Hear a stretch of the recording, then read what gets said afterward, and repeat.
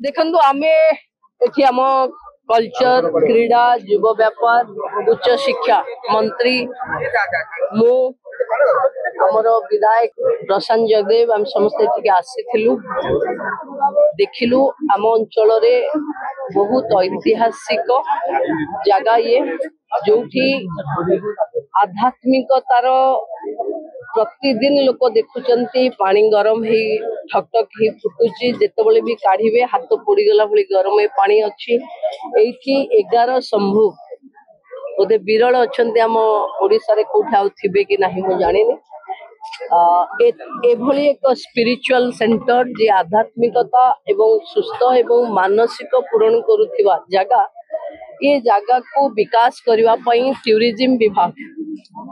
आउ कल्चर विभाग ये दुही सहयोग रे ये अंचल विकास हम ये अंचल रे बहुत पुराना लोक माने जे हमको कहूथिले वायु आउ अग्नि को किए जने साधना करी एठी तांको रखिथिबा कारणरू साइंस कहूची ए जगह परस्थिबा कारणरू